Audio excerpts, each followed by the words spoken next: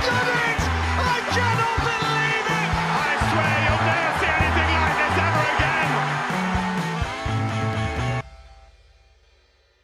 Hello everyone, we are Through on Goal, a podcast where we talk about football and pretty much nothing else. My name is Sam, and as always, I'm joined by my co-host and very best friend, Elliot, in the flesh.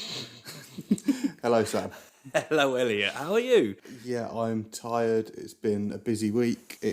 You're fully aware of how busy the week's been. I'm good, thanks. How are you? Yeah, no, I'm not too bad, actually. Yeah, as you are fully aware, we found out this week, obviously, that we're having a little girl due in August, which we're very excited about. But we are here together for the first time since starting this podcast in May, I think last year. We're coming up to our anniversary. Yeah, about May. We are actually sat next to each other doing it. Elliot is obviously, as we've already alluded to, has moved to Derby. But let's put it out there before you're on the phone to Boris thinking, hold on a minute, he's part of our bubble. He's part of our bubble as he lives alone. So, put the phone down. All right, we're not breaking any rules. But where should we start? Elliot, I think we should start on the game we've just finished watching. Yes. Tottenham, I think that's it for Champions League. I don't think they're getting Champions League this season after that. No, their entire season is just simply left to one game now. It's left to the League Cup final against the best team in the country. Best team in Europe. Arguably, yeah. Yep. Yeah, and they've got to win that for European football. Well, potentially European football, because they may not get Europa League football through the league. And yeah, it's looking like the season's over for Spurs. Yeah, no, it does. Many reports in the news this week that Harry Kane has obviously kind of told Tottenham that if you don't get Champions League football, I'm out. Yeah, and then they're not getting Champions League football. They're not. No, it's not. Capital One Cup, is that enough to save this season? We've talked about it. We've alluded to it many times. No.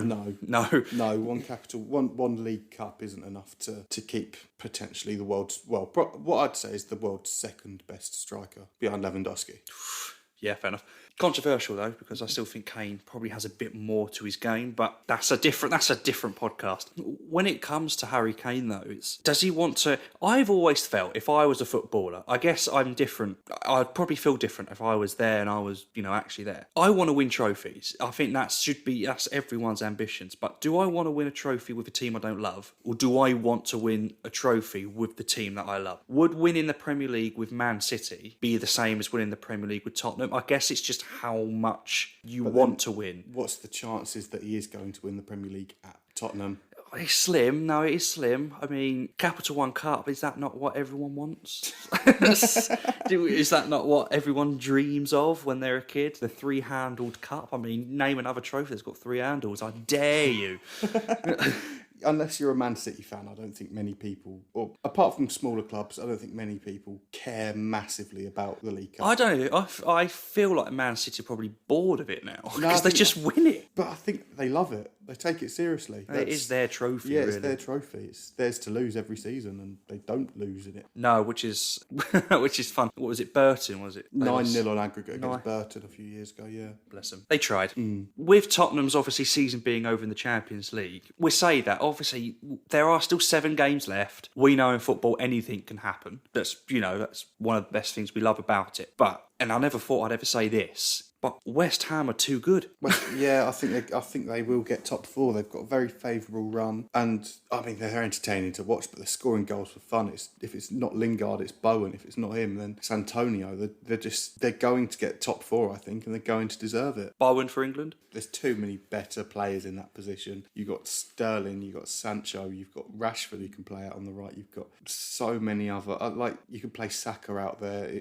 There's too many players in that position for him, at least at this stage. If he can up his game and keep it consistent over the course of a year, then maybe, but not at the moment. Right. Would you have him a backup? I think there's probably 4 better players in that position. Yeah, because you were talking about his numbers a bit earlier, and yeah, so he's got the most this season. No West Ham player has been involved in more goals than Jarrod Bowen. So yeah, he's done well, but I think it needs to be sustained over a longer period of time, and he doesn't score the goals that a Sterling does, and he's not as creative as a Sancho. Okay, no, that's fair enough. I guess I'm not going to sit here and be like, oh yeah, I'm going to take Bowen over Sterling. I just don't think this season Sterling's had the season that he had last year. That's not to say say, obviously, I would still prefer Sterling in your team than Bowen. No disrespect to Bowen, obviously. Sterling has 9, Bowen has 8 goals, and assists, Sterling has 6, Bowen has 4. No, that's fair. I guess when you're comparing Sterling to like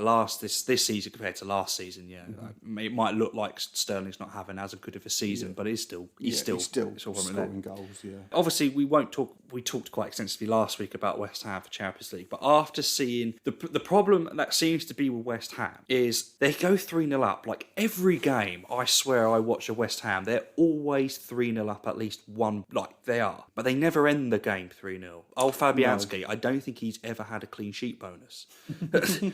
So they do still hang on though, and I think that's something that we need to say. But can that? There's moments, isn't it, that you start seeing West Ham. Yeah. So they've been 3-0 up in their last 3 games. Obviously, they won 3-2 today, 3-2 against Wolves, but then they drew against Arsenal. And you don't want to be hanging on in every game that you don't want to be scoring 4 goals to have to win a game. Yeah, no, that's it. And the game against obviously Leicester today. Now Lingard is absolutely on the plane. If he's not, then what more? He has to go. What more does he have to do? I mean, I say we say on the plane. Our group games are at Wembley. The final and semi are at Wembley. All right, he's in the taxi then. Yes. He's in the Uber. Get him on the Uber.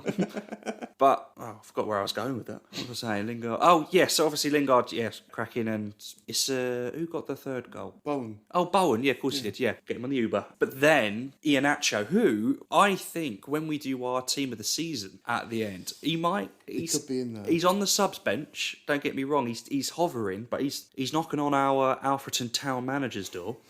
And he wants a starting place. And it's weird, I've never really ever seen Iheanacho as... He's always come off the bench. Yeah. Doesn't he have like the most appearances off the bench in the Premier League? Or he's coming close to... I remember some sort of record being that most of his appearances have always been off the bench. But then he's scoring goals, and they're good goals, taken goals. Like the one today, he didn't even look up. He knew where the goal was, and he hit it. And that partnership with Vardy... Vardy's almost become sort of the second string now. You're not really noticing him as much. And is that kind of the natural... He's taking over. But that's a good thing, I think, for Leicester fans to know that when Vardy... There's a future. That's it. Harvey Barnes really stepped up. Obviously, he's out. He's been out now. Harvey Barnes stepped up. Obviously, Iheanacho is starting to score some goals. Whether you do see... I don't want to talk too prematurely because the through-on-goal curse, because it is a thing. Very real. That you always seem to have players that could score goals, but can they do it next season? Can they keep it up? Will Iheanacho do the same next season? I hope he does. I think he's a good player. You know what I mean? He's grown into the role perfectly. But when you see, this is Leicester though. What happened? Why have Leicester get to this part of the season and then just bottle it? They've got the players. They've got the manager. They've definitely got some sort of squad morale. Yeah, I mean, they always tend to beat Man City every year. Always. They always get results against big teams. They're very good at sort of sticking to a game plan. But yeah, later on in the season, it's 2 seasons in a row now that they've been shoo-ins for Champions League, and it's just not happened, or it's looking like it may not happen this year. Because I think West Ham will finish top 4, and I think Chelsea will finish above Leicester. So you think Leicester Europa League 5th? I think yeah, 5th if not 6th. Liverpool not coming into this? Yeah, because they may finish above Liverpool because they've won their last 2 games, or last 2 league games anyway, and they're starting to show a little bit more confidence. Or they're not the team they were at the beginning of the year. Yeah. But I can see Leicester dropping out, and I can't see West Ham dropping out because West Ham have got Everton and Chelsea aside, they've got all very winnable games. But West Ham seem to be winning every game. Right? Yeah. Do you know what I mean? They're very comfortable where they are, and I said Lingard carries on how he is. But yeah, I agree. What's stopping them? We'll go down to the bottom of the league now. It seems now Newcastle, are we saying, are all but safe after that win? They're definitely close. I mean, you can't say it's over yet, but they're definitely close. There's 6 points in it. They've got a game in hand on Fulham as well, and they have started to kind of pick up a bit of form. They've only lost one of their last 5. They've only lost one of their last 6.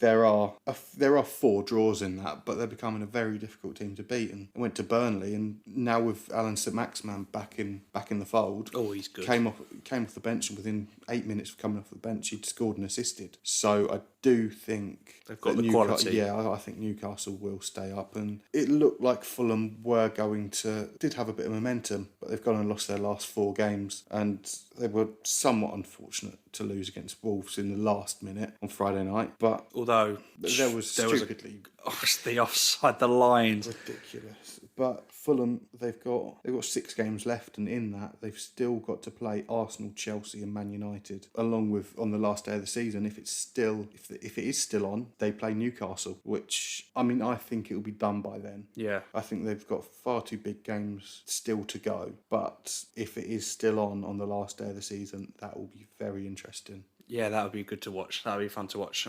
Who was it? It was Jonas Gutierrez. Was that him? Yes, it sent us down. All right, I won't carry on with what I was about to say then. Sorry, I didn't forget.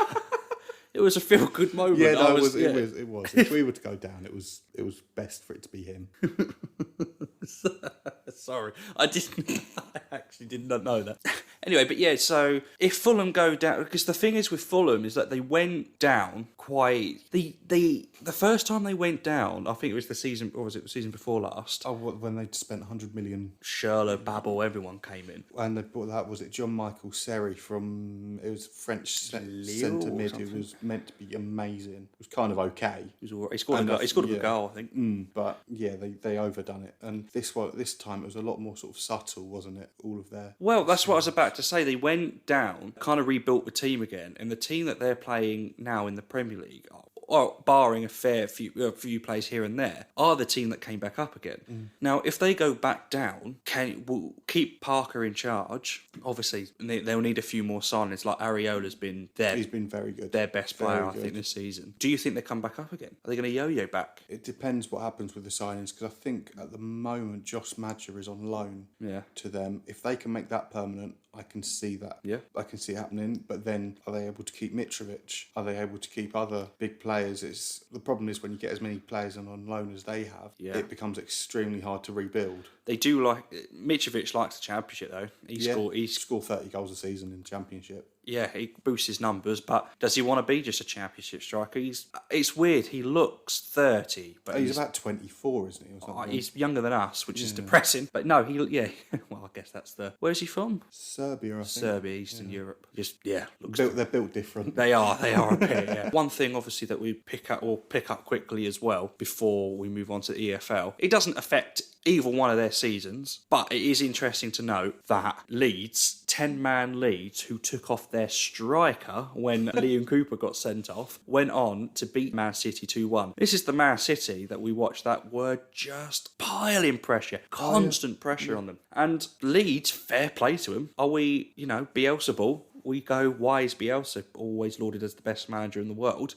They are now into the top half. They're ninth. They're 2 places. Well, at the point of when recording, which is about kick-off of the Arsenal game, they're above Arsenal. They'll be level on points with Arsenal if they get a win against Sheffield United. But yeah, they are, it pains me to say, but they are doing well. And they're producing shocks because, Man City had 29 shots during the game. Leeds had 2. They both went in. They won the game. That's what you need. That's what you need to do, isn't it? And Stuart Dallas, the through ball, like the thing I do like about Leeds, is 10 men. They do have a nice away kit. Yeah. 10 men, 9 men, 4-0 down. They'll still attack. Yeah. They will still go. Was it Costa or Rafinha or something like that who was kind of running in and tried to take it around Ederson, but Ederson with a clean, sent CDM tackle. Mm-hmm. But they were still going for it regardless. I mean, and as I said, they took off their striker. They didn't really have an attacking team out there, but the team that was out there, regardless of where they played, was just still going for it. And I do like that philosophy. Yeah, it scores them a lot of goals, and it does concede them a lot of goals. And I know we bashed, Sky, constantly going about how they're really fun to watch, and sometimes they can be, and I do like that about them. But it's not like they're not the best team that's ever played in the English Premier League. Yeah. They are kind of. They're okay to watch, but it was worth mentioning. Obviously, Leeds are going to be finishing mid-table, and Man City will be winning the league. It's just it was a game I think it was definitely worth noting. Yeah, it was a brilliant game. And red card. everything you see in slow motion is going to look bad. Of course it is. It's not a red card. I don't think it. No, it's a foul and it's a yellow. He got the ball, and yeah, the thing is, he got the ball and he went over, and It's the follow through, isn't it? But once you've done the tackle, you can't just disappear your leg. It's just part of football, and yellow card's enough for me. And I hate Leeds. No, that's fair. Elliot, look out your window. Yep. We can't see Pride Park, but they don't know that. Pride Park is there. We can nearly see it. You can nearly see it. You can see the street lamps leading up to Pride Park. Mm-hmm. How annoyed will you be if Hull go up and Derby go down? Yeah, that would be painful. Very painful. Because Derby, they're not out of it. No, they're really not. They're really not, especially with Rotherham's games in hand. Rotherham got, 4 games in hand on Derby. Mm-hmm. 7 points behind. Am I making this up, or is one of them against Derby? You're making it up. I'm making it up. I just wanted drama, and that's fine. So, Derby this week obviously announced that Eric Alonso. Eric Alonso, who's boxer, I don't know, Spanish, he's millionaire, whatever he is. Subject to EFL checks, which, as we know, are not very extensive. Do you have money? Yes. Do you have proof? Yes. That's all right. We don't need to see it. You're a Gibby owner. And yeah, barring that, Mel Morris obviously signs over the rights to Derby, and he's come out in an interview. Eric Alonso. He said that he wants Rooney in charge. He says that he's got high hopes and ambitions for Derby to be in the Premier League in the next few years, and he will invest what they need. What was the comment? If we need 150 million to get to the Premier League, we'll put in 150 million. Yeah, he's saying the right things. I think every owner needs to say the right things to get the fans on board. It's whether the players' wages are paid. It's whether you are getting these players in that Rooney wants, and if you are investing. And there's something not right. Do you know what I mean? Fishy. It seems very fishy. Like, I guess we sat here, all right, when a 23-year-old billionaire took over Sunderland, and we are like, oh, what an investment. And a 29-year-old boxer? Is he a boxer? I think he describes himself as a boxer. So we got a 29-year-old who describes himself as a boxer. He owns a company, he's a multi-millionaire. I don't know. Do you know what I mean? It just... Whatever happens, it's going to be exciting. Like, there's no other way about it. It'll be interesting. It's going to be. I'm quite glad that it's Derby and not Hull City, because I can watch it. I can watch the fireworks, but I'm not there getting hit by them. So it's going to be exciting for Derby fans or exciting for Forest fans, essentially. Yeah. It's like I saw on Twitter someone saying Arsenal and Tottenham fans prefer watching their opponent play than themselves. Yeah, that's a fair point. So, I hope, obviously, my local team, now yours, I do hope it works out, and I hope he is a man of his word. He was linked with Sheffield Wednesday, I think, wasn't he? And had a fallout with the current Sheffield Wednesday owners. Yeah, and you know what would have happened there? Was he the reason they got a 6-point deduction? No, I don't. Not to say here, but wasn't he supposed to buy, and then he didn't, and then that's what kept him in administration for the points deduction? Not sure. I don't know. No, I don't know. He tweeted saying that I will release a full statement shortly, and he never did. And then his next tweet was, "I'm happy to buy Derby." So fair enough. Yeah, there you go. There's your statement. I'm not buying you anymore. Off I go. So interesting enough. But Eric Alonso, he has ambitions for 150 odd million to the Premier League, but does he have to do that from League One? I don't think so. I think that they'll probably be okay, but they're far from safe now. They're sleepwalking towards it. I know that's quite a Martin Tyler terminology there, but they are just, every time they lose games and you're thinking, oh, okay, they've lost another one. But then when you look at the table, you're like, oh, is it 5 points off? It's 7 points at the moment. 7 points, but Rotherham's games in hand. That's it. And even Coventry have a game in hand on Derby as well. So if Coventry and Rotherham win all their games in hand, Derby are in the bottom 3. But that is reliant on Rotherham getting 7 points from 4 games, which is taken 6 games for Rotherham's last 7 points. Ooh. Who are the games? Who have Rotherham got remaining? So midweek they've got QPR. So they obviously played Saturday. They played Saturday, Tuesday, Thursday, Sunday, Wednesday, Saturday, Tuesday, Saturday, Tuesday. Wow. Yeah. So I can see them getting burnout. I can see it being Rotherham going down just because of fixture pile up. But yeah, they've got QPR midweek. They've got 4 home games in a row. QPR, Coventry, Birmingham, Middlesbrough. I will say this though, and I'm only going to say this. I'm only going to say 3 words. I'm hoping it's 3. I didn't count them before I said it.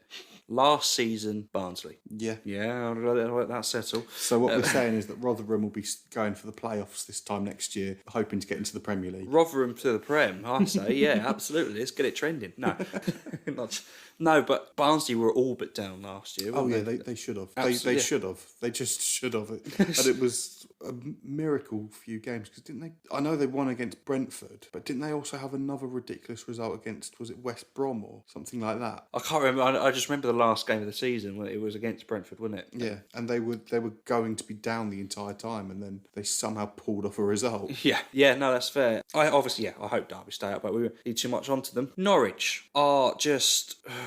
They're so boring. They're brilliant in the Championship. Yeah, they're brilliant to watch in the Championship, and they're boring to watch in the Prem. It's just not a breath of fresh air, is it? Do you think they stay up next season? No. Do you think they go up the following season? Yes, for the rest of time.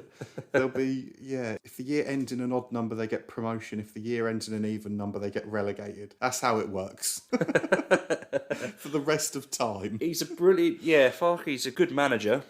There's no doubt about that. You know, he's created a really good team in Norwich for the Championship. There were times last season that Norwich were quite entertaining to watch, but then they kind of just lost it, didn't they? They just, they beat Man City. Yeah, they beat Man City, but they did attack teams, and that was their downfall. That's what Leeds done this season, though. But Leeds are doing it with better players, with players which have been playing a system that basically makes them so fit that they can just run all game. They can track back. They can be elsable. Yeah. No, fair enough. I'll move on to League One. I don't want to talk about it too much. Yes, it was 0-0. It's good. It was a point. You know, Gillingham still haven't lost in a fair few games. I didn't look up before, but it seems to me now that that's the end of the playoffs. Yeah, it would be an outside shot now, wouldn't it? I still want Evans in charge next season because I think he has the capability to get us to the playoffs. I really do.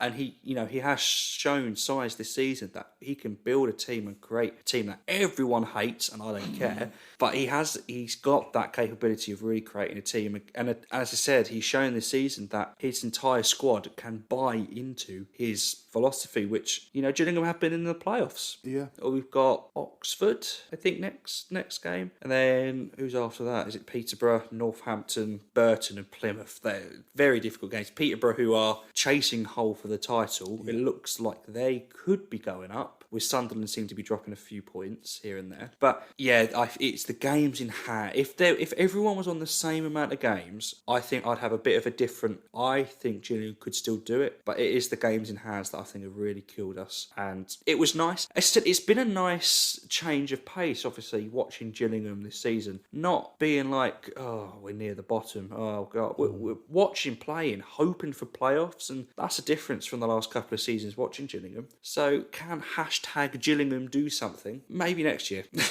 Yeah, I think for Gillingham to reach the playoffs now, they've really got to win their last 5 remaining games and hope.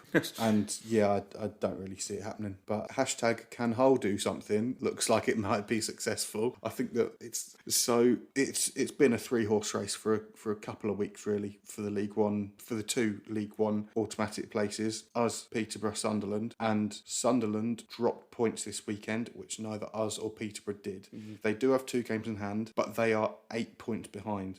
Sunderland can still win the league by just winning all their games, but so can Peterborough and so can us. The big game is we have Sunderland in, I think it's about 10 days' time, a week on Tuesday. Okay. But if I worked it out right, that if we win against Fleetwood next weekend and Sunderland lose to both Wigan, who are coming off a big win against Doncaster, and against Blackpool, one of the form teams in the country, then if we beat Sunderland on that day, we would get promotion week on Tuesday.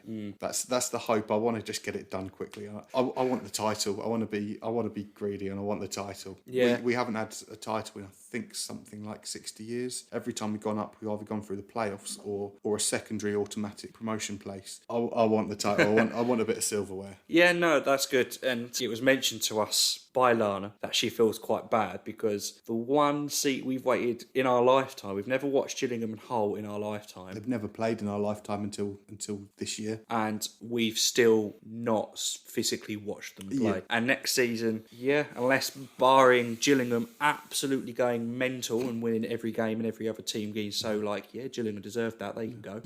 Or barring a bottling by Hull. Yeah, big time bottling. Yeah, it looks like we're going to have to wait another 30 years potentially because Gillingham aren't doing anything, let's be honest. There's always the cup, which we never get drawn out in. Never. I remember every FA Cup. Every FA Cup or League Cup, no. It doesn't help that the League Cup's regional for about the first 5 rounds. Yeah, no, that's fair. But yeah, oh well, we go again next year. Hopefully we can stay up next year if we do go up. And hopefully we can go up next year and Hull can just be mid-table.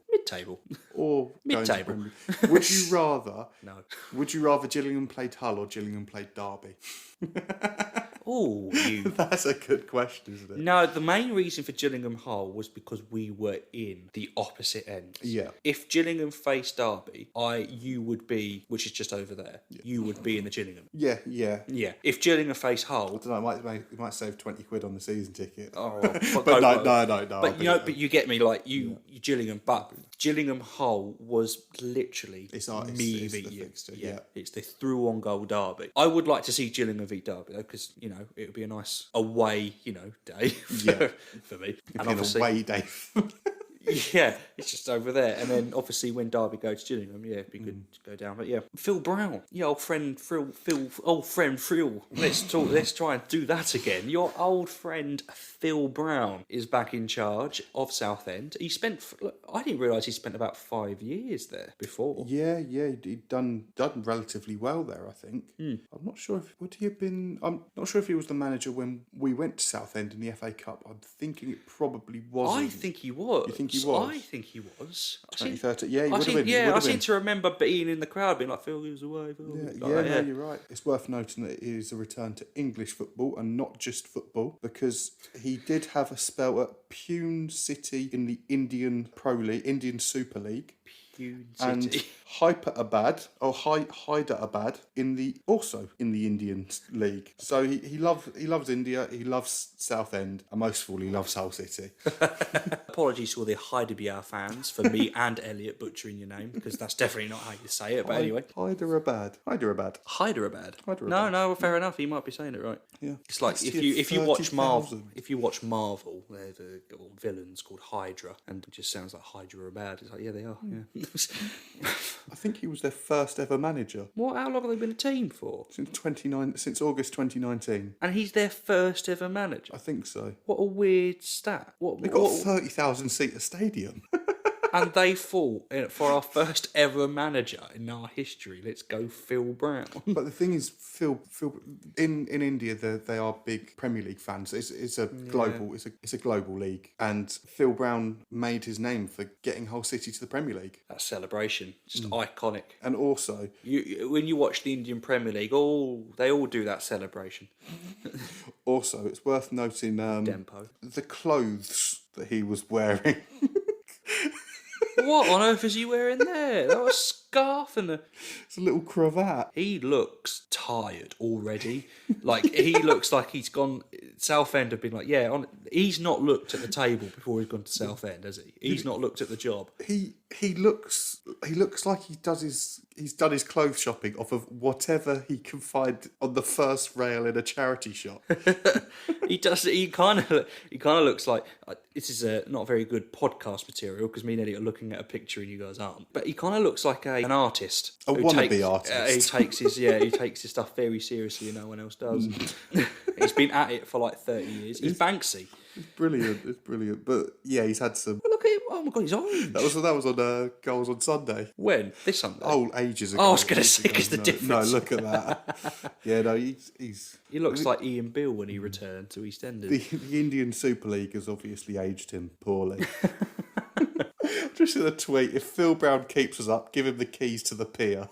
On that note, then, do you think Southend stay up? Let's have a look. So Southend are in the relegation zone by 4 points. There's no games in hand around or between them and Colchester. Yes, Phil Brown keeps them up. Fair enough. Colchester haven't won a game in 10, which is not good form. Obviously, Southend have, I say, slightly better form. It's not amazing still, but at least they won a game. But Southend have to play Colchester. So you say they've won 1 in 10. What was it? They hadn't won in 10. Colchester haven't won a game in 10. Colchester haven't won a game in 10. They've won 1 in about 25 by the looks Oh, of really? things. But yeah, it's going to be a big match, and it's, if I'm getting my geography right, I think that's an Essex derby. Oh, Colchester, Southend. I think you're right. I actually think you're right there, yeah. So Tuesday the 20th, which we've also mentioned could be the day that Hull City get promotion, could also be the day that Phil Brown takes Southend out of the League 2 relegation place, and you may as well rename it Hull City Day. What a day for Hull. Yeah.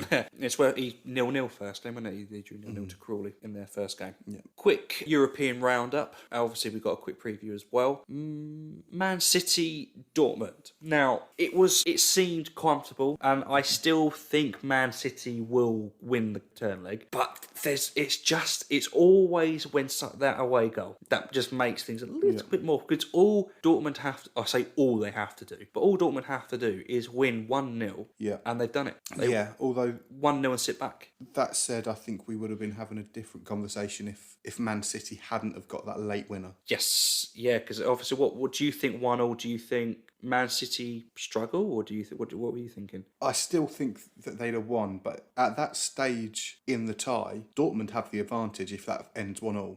Because if they take it back to Signal Iduna Park, then they can just defend for a 0-0. They can. I know they're a very attacking team, very creative team, but if they can keep a clean sheet, they are through. Right. Whereas now they've got to go and try and win the game. Yeah, no, fair enough. Do you think Man City still win? Do you think they go through? Yeah, because I think with what's going on with the other games, with obviously Lewandowski being out, so Bayern have suffered. Yeah. I think that opens up the Champions League a lot more to Man City, and I think that they'll be aware of that. Fair enough. So it's become massive. On the topic of Bayern, obviously they lost 3-2 to PSG because Mbappe is just one of the best players in the world, isn't he? Yeah, he's phenomenal. Are you still thinking PSG there? PSG got 3 away goals there, so that's difficult. And they've still, I know there's technically 1 goal in it, of course, but you're going to Paris. And still without Lewandowski, it's not as if he's returning for the game. Yeah, exactly. And I don't really see Bayern going through. It would be somewhat of a shock. Yeah, no, that's fair. Real Madrid, Liverpool, 3-1 to Real Madrid there, which looked comfortable for Real Madrid. It's I don't think that's unfair to say. Yeah, it was relatively easy for them. Yeah. And I think Real Madrid will go through. I don't think we'll see another Spanish upset for the Liverpool. You don't? No. Not another corner taken quickly, Origi.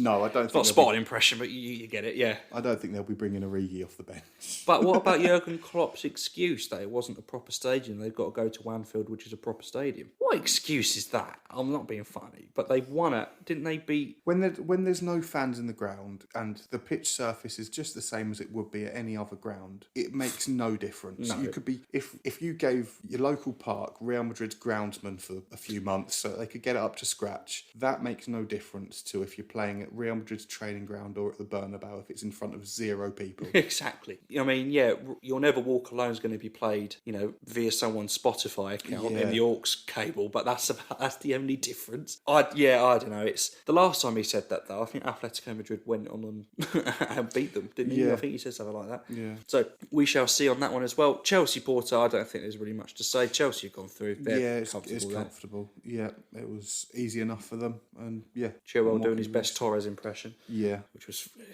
just Gary Neville screaming in my head.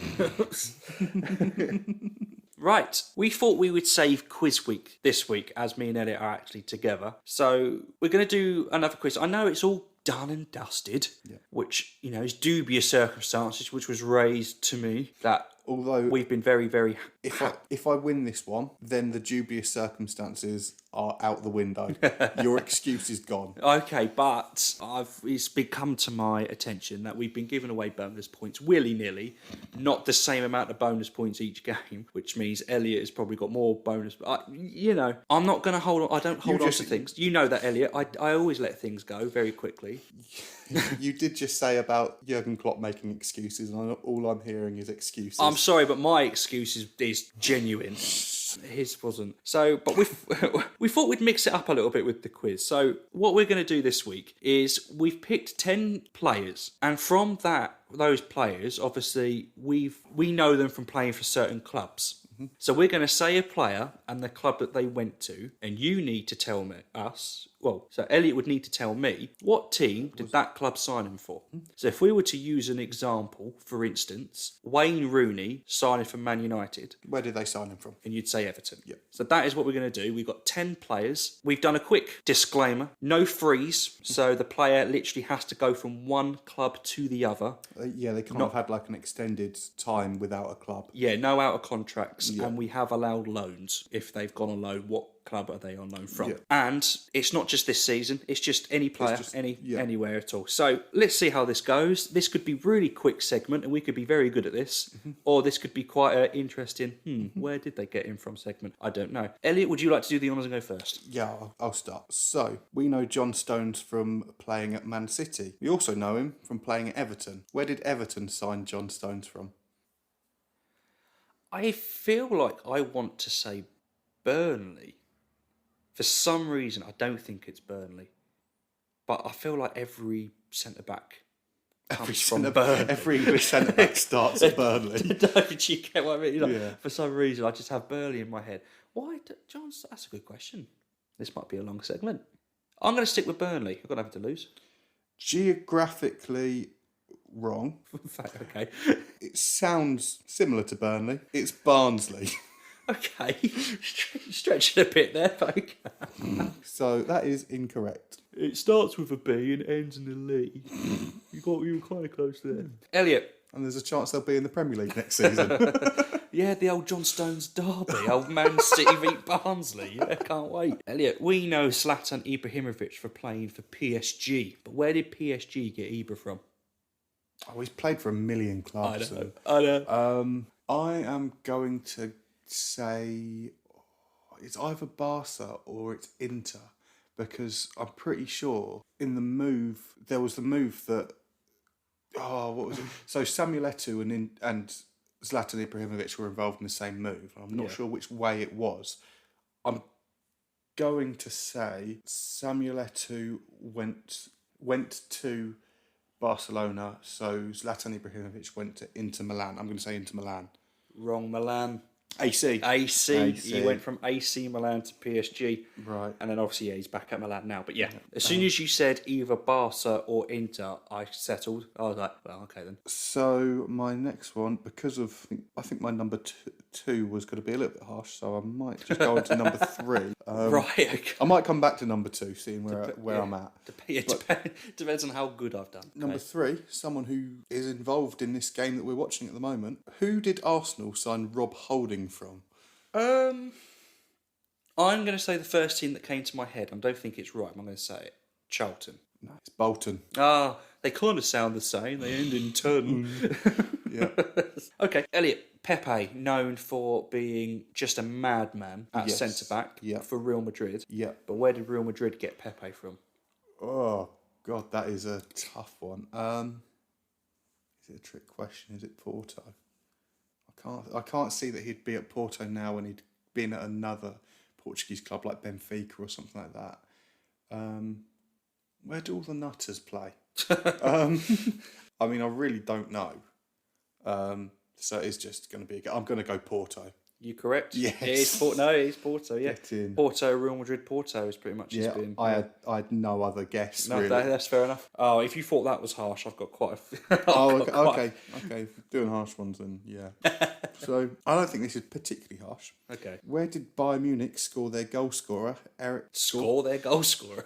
Where did Bayern Munich sign their goal scorer midweek, Eric Maxim Choupo-Moting, from? Oh, he signed from PSG. He did sign they're from PSG. I thought you were going to say Stoke. No. Because obviously he scored, didn't he, against PSG? Yeah. The Choupo-Moting derby of Bayern Munich PSG. That is someone who has massively overachieved. He's so... Yeah.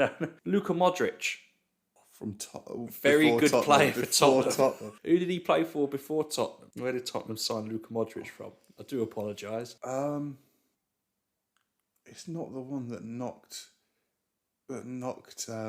Spurs out of the Champions League this season, was it?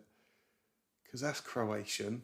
Dinamo Zagreb. Yeah, you're was correct. it? Yeah, you're correct. Because it's Well done on naming the only Croatian team you know. Yeah, exactly. It was either going to be that or something like Prague or Yeah. a Europa League team. So, you as a massive Gillingham fan Okay. will obviously know this one. Obviously, yeah, okay. Who did Gillingham sign Simeon Jackson from? Obviously scored the last goal that meant #Gillingham did something. Where did they sign him from? And this could be very harsh. I have this feeling it's Walsall. Okay. Is that what you're going for? Or did he go to Walsall? He went to Norwich after. He's played at like a million Yeah, places. I know. The thing is, I think he's played for Walsall since. I don't know if he did very well. Is that another Coventry?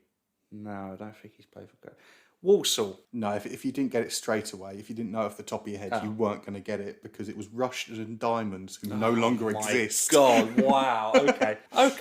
Okay then, Mr. I'm a massive Hull fan. Yep. Oh, do you know what? No, you're going to know this because you are a massive Hull fan. Who would you say Hull's biggest legend is? Dean Windass. Second biggest legend. Ian Ashby. Third biggest legend. Are you on about Mo Diarmi? Fourth biggest legend. Curtis Davis? Fifth. Do you even know him? Did he play for Hull? Ben Burgess? Andy Dawson. Andy Dawson. Where did Andy Dawson sign from when he signed for Hull? Andy Dawson, not Michael Dawson. Yes. It's one of two because I know the family of they're based in Nottingham because that's why Michael Dawson's back at Nottingham. He's doing his coaching there at Forest. But I also know he's got connections with Scunny. So I'm going to go... Oh, I think we sold him to Scunthorpe, but did we? I'll say Scunthorpe. You sold him to Scunthorpe? Yeah. And you also signed him from Scunthorpe? Yes.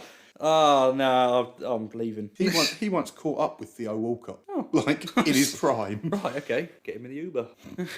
So my next one is about a player which I got one right yet. Yeah, you did. You got Choupo-Moting. Oh yeah, I got Choupo-Moting right. My next one is of a player which I'm not a fan of. Who is Ola Aina on loan from at Fulham? Torino. It is Torino. Yeah. I thought that could have you could have very easily have said Chelsea because that's where Torino had him on loan, signed him permanently from Chelsea, and now he's on loan from Torino. Right. I had a feeling it was Italian, but I couldn't. Yeah. Toby Alderweireld obviously plays for Tottenham. Yeah. But who did Tottenham sign Alderweireld from? I know it. Atletico Madrid. Oh, I was really hoping you were going to say Southampton or Ajax. I wouldn't have known Ajax. Oh, he started his career at Ajax. Right. Yeah, then you went... Because it was him and Vertonghen at centre-back. Oh, okay. Then he went to Atletico. So they played about 10 years together, probably all in all. Well, what's the point? I'm not playing anymore. Oh, the rest I think are easy. Yeah. So my next one is, where did Chelsea get Antonio Rudiger from? Oh. It's not... It's that's a tough one, isn't it? Oh, I know it, though. Do I? I reckon you probably used him on FIFA back in day. No, I know it. Back in day. I've got an Italian club in my head. I've got an Italian club in my head, and I don't know why. But I haven't got. It's not an obvious one. He's German, isn't he? I don't think he came from the Bundesliga. That's the thing. It's easy to say that. I feel like it's like a Napoli. Wait, is that what you're going for? Yeah. It was Roma. Oh, I knew it. Yeah, you did well to remember it was an Italian team. Well, okay, where's another easy one for you then? Mkhitaryan, who did he sign from Man United? So he signed to Man United, who from? It was to Arsenal. It was the Alexis Sanchez. No, so he signed for Man United. Oh. Who did he come from? I could have been an awful human there, but no. Thing is, I don't know it. Oh. Because I know he's at Roma now. Yeah. And I know he's Armenian. And I doubt. Got to name an Armenian club. I've got a thought in my head. I don't know if it's Armenian. I will have to look this up. Okay. But Metalist Kharkiv. Okay. It won't be them then. I'm just going to say Roma. No, I'm surprised you didn't get that. Dortmund. Oh, of course. 'Cause Him it was and Aubameyang. It was him, Aubameyang. He would have been there similar time to Ousmane Dembele. Yeah, because he did a video when he signed for Arsenal of Aubameyang going, "Oh, come to Kharkiv. Oh, they're Ukrainian. Ah." Oh, damn it. They must be like the fourth best team in Romania. Go on, let's go to the next one. So, we know Stephen Davis plays for Rangers. Yeah. Played for Southampton. Oh. Who did Southampton sign him from? You evil. I think that's a trick question. And I think it's Rangers. It is Rangers. Yes, I know he's played for Rangers. I knew he already played for Rangers, but I could not think of a team that he was at between South. Do you know what I mean? Yeah. Oh, I'm happy with that. I see your Rob Holding, and I raise you a Callum Chambers at Arsenal. Believe it or not, he didn't come. I thought he came through youth, Callum Chambers, but he didn't. He was signed to Arsenal from this club. Charlton. No, Southampton. Oh, wow. Oh, okay. Yeah, He's actually played some games for Southampton as well. No, I don't remember that. I don't remember that at all. Leave it So, alone. I meant to do this next one after Antonio Rudiger. Okay. Instead did Stephen Davis, because it was going to go Antonio Rudiger into where did West Ham sign Mikel Antonio from? Is it not? 2 Antonios in a row. Oh, okay. I was going to say, I don't remember his signing for Roma. Do you not?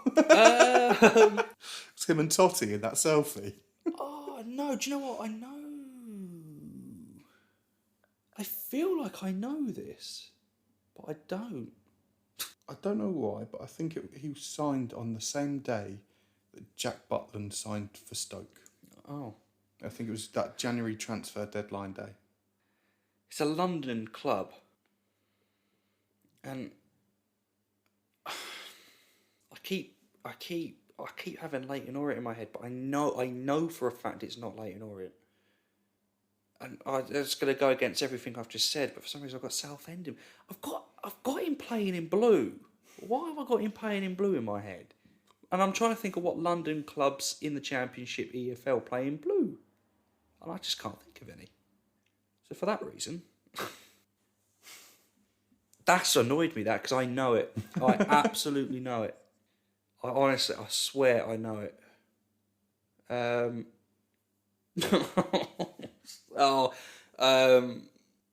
It's not a London club, so I know what. Peterborough. Nottingham Forest. Oh. It's a London club. It's Southend. He plays in blue. No. So I've gone from London playing in blue to the East Midlands playing in red. I was that far off. Yeah. As he play, I need to look it up very quickly. He played for Sheffield Wednesday. Oh, do you know what? Reading. Sure. Oh, okay. Sure, let's say that. Let's go, yeah. Yeah, why not? Elliot, Mr. Nick Pope plays for Burnley. Who did he get signed from? Charlton. Oh, yeah. All right, then. We keep on saying Charlton throughout this, and it's like... You say it enough times, one of them will be right. Well done. My next two are quite harsh, and I do apologise. Okay, so my penultimate one is Tyrone Mings, plays for Villa. He was signed from Bournemouth. I don't know who Bournemouth signed Mings from. I just don't. Yeah, who did Bournemouth sign Tyrone Mings from?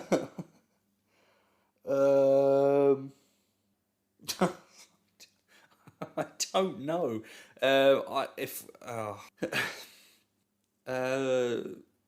Reading. No, but when you didn't know it, I was a little bit worried because I thought the curse of Ipswich might come back again. Oh, Ipswich. Oh, that was a because you've had a couple of guesses of Ipswich. Wayne Routledge. Do I need to say anymore? Wayne Routledge, Swansea legend. Who did he sign from? So he plays for Swansea. You did Swansea. Does he still play? Yeah, he still plays, yeah. What? Wayne Routledge. I'm going to say Palace just because he is a Palace winger. He's Wilfried Zaha, he's a Yannick Bolasie, he's an Andros Townsend. So you say that, yeah? Yeah. Which it's not Palace. It's not Palace. But those wingers that you've just kind of explained, there is another club in the Premier League that seem to have those kind of wingers as well. Newcastle. Oh. I knew it. I knew you'd get it. Well, yeah, so not Palace. It was he signed for Newcastle. Wow. Yeah, no, I did not know that at all. Oh, I'm sorry for my last one. Is this up? This is the last one? Yeah. What are we on? You are on 3. Oh, you're on 5. I don't care anymore. So, yeah, my last one is... It's worth 4 points. Who did Derby? I thought I'd have to end it on Derby. Okay. Signed Chris Martin from... And don't say Coldplay. Oh, I wasn't going to make a Coldplay joke. He plays for Bristol City now, doesn't he? Preston. It was Norwich. Okay. My final one is because I've got to end on Atalanta. Because naturally. Because, yeah, of course. Brad Guzan is the goalkeeper for Atalanta. Who did he sign from? Don't ask me how I went from Wayne Routledge to Brad Guzan, but I did. The only thing that I can think of is Middlesbrough.